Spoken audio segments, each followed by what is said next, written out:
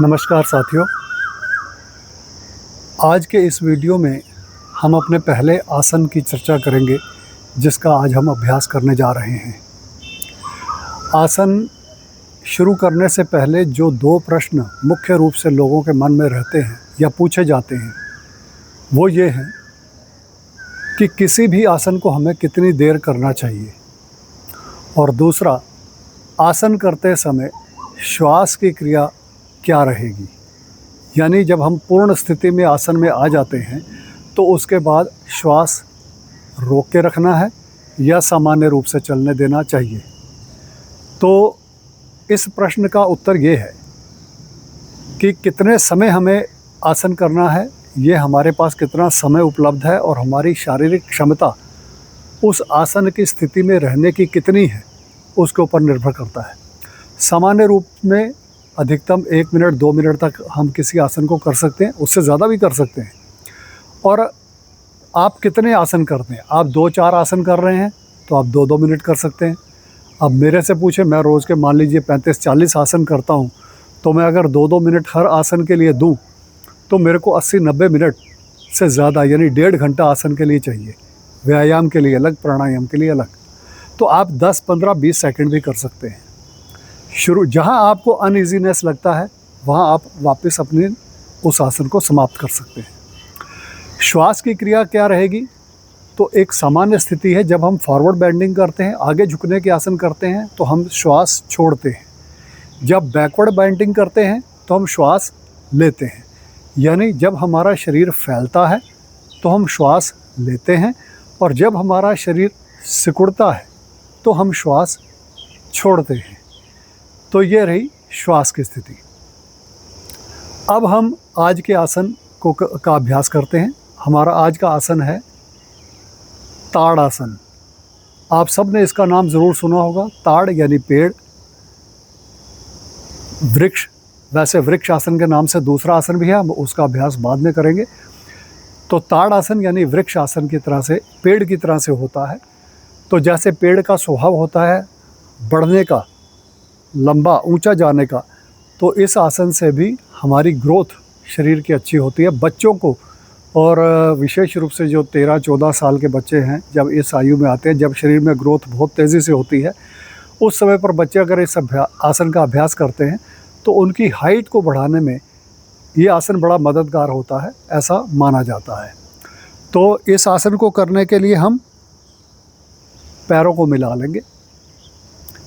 Simple आसन है, साधारण आसन है, बड़ा आसान है। श्वास भरते हुए दोनों हाथों को ऊपर लेके जाना, बाजू से ऊपर लेके जाएंगे, मिला लेंगे और पंजों के बल खड़े हो जाएंगे। 1 2 3 4 5 6 7 8 9 10 11 12। श्वास छोड़ते हुए नीचे आएंगे, हाथ वापस लेके आएंगे। केवल इतनी क्रिया है ताड़ आसन की। लेकिन आसन को करते समय जो त्रुटियां होती हैं, गलतियां होती हैं, उस कारण कई बार उस आसन का हमें पूरा लाभ नहीं मिल पाता। तो इस आसन को करने में गलती क्या रहती है? पहली चीज़, हमें श्वास भरते हुए हाथों को ऊपर लेकर के जाना है। ऊपर हमने हाथों को मिला लिया। अब मिलाते समय हमारे हाथ पूरे मिले रहेंगे। एक गलती जो रहती है वो, जब हमारे शरीर में लचक नहीं होती तो हम हाथों को ऐसा ऊपर हट शेप, झोपड़ी टाइप बना लेते हैं। हथेलियाँ मिलनी चाहिए। दूसरी चीज़, हमारी ये जो भुजाएं हैं ये हमारे कानों से थोड़ा पीछे रहनी चाहिए। तीसरी चीज़, हमारे हाथ इस तरह से मुड़े हुए कोहनी नहीं रहेगी, कोहनी सीधी रहनी चाहिए। और पंजों के बल खड़े होना है। खड़े होते समय हमें क्या करना है? अगर हमारे पैरों को नीचे किसी ने रस्सी से बांध दिया, किसी खूंटे के साथ, और ऊपर हमारी कलाई पे रस्सी बांध के कोई ऊपर खींच रहा है, तो हमारे को हमें अपने शरीर को ऊपर की ओर खींचना है। जैसे मैंने 12 तक काउंटिंग की, तो आप 12 मतलब मैंने 12 सेकंड तक आसन को किया। आप इसे 20 सेकंड 30 सेकंड कर सकते हैं, लेकिन प्रयास ये कीजिए कि जब आप मन के अंदर काउंटिंग करेंगे तो आप हर काउंटिंग के साथ हाथ को ऊपर खींचेंगे, जैसे आपको कोई ऊपर खींच रहा हो। कैसे?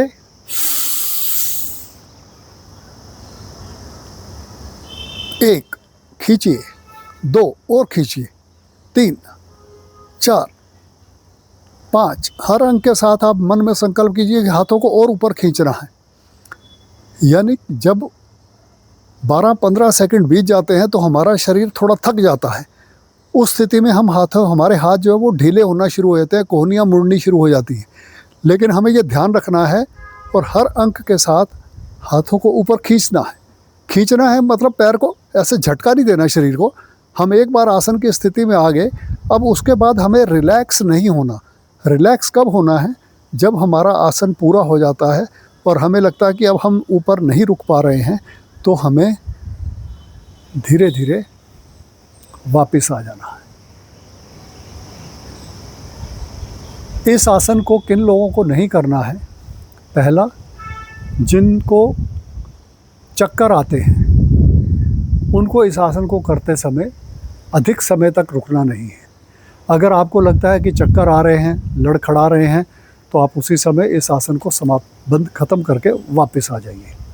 जिनको हृदय रोग है, उनको इस आसन से बचना चाहिए। वैसे मेरे वीडियो में मैं हमेशा कहता हूँ कि हृदय रोगियों को केवल वही शारीरिक क्रियाएं करनी चाहिए, वही व्यायाम करना चाहिए जो उनके डॉक्टर्स ने प्रिस्क्राइब किया हुआ है। बाकी सभी लोग इस आसन को कर सकते हैं।